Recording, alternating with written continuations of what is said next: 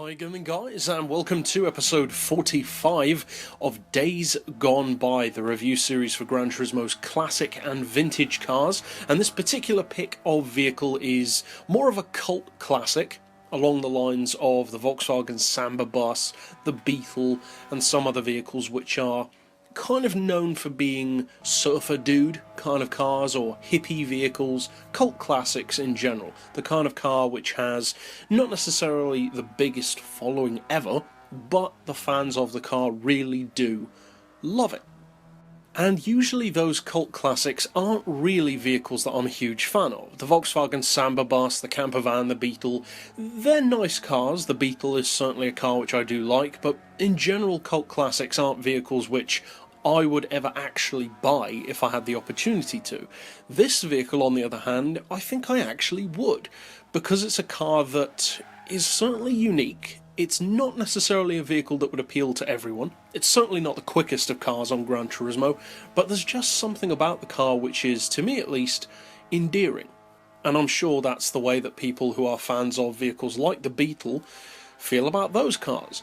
Now, this particular cult classic is the Nissan PAO, or PAO, not sure exactly how to pronounce it, but it translates to bread. So the car is literally named after bread, and it's made in the image of a toy car, in particular an old school tin toy car that a child would play with, in a similar way to its partner in crime, the Nissan BE1, which is also a similar kind of cute styled car. I'm not a huge fan of the BE1, to be honest. It's not a horrible car, I just don't really see that much going on with the visuals, whereas with this vehicle, it's got a very customizable and personalizable look to it. The kind of vehicle that I would personally love to slap on white wall tyres, slam it to the floor with a custom interior and a roof rack. It's just got that kind of low and slow style, and I think it's a fantastic looking machine. Now, as far as performance, as we said, it's not that quick. Even in fully tuned form, you're not looking at huge numbers.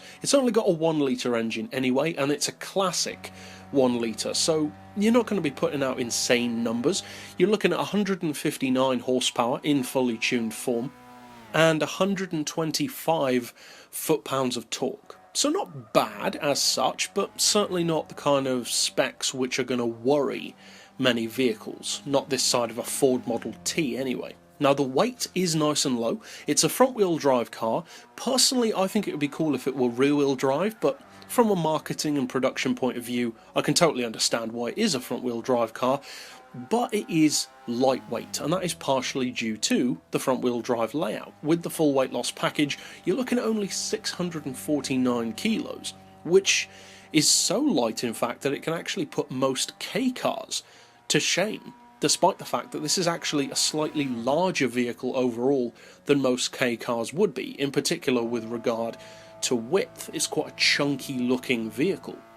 Now, as you'd probably expect, the horsepower per tonne and the PP level aren't exactly monstrous. It puts out 245 horsepower per tonne and only sits, funnily enough, at 450 PP, which could be potentially very useful if you do want to race this thing.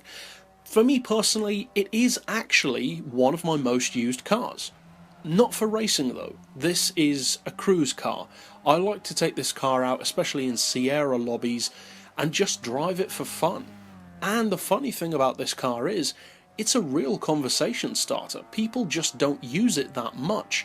And like other vehicles such as the Prince BLRA Skyline, which I also like to cruise in, people just don't see them that much in online lobbies. And the thing with the Nissan dealership is there are so many obscure, oddball little cars in there, but there are so many cars in the dealership that you can easily miss them. This is one of those cars, and the price tag of only 15 grand means that as far as collector's classics go, even if you're comparing it to something like a Beetle or a Samba bus, the price significantly undercuts those cars. So this really is an affordable collector's classic. Now, for 15 grand, it's not the kind of car which I would recommend for people who are purely looking to race with it. It's not that quick. Funnily enough, it's actually a very similar car in some ways to the BLRA Skyline.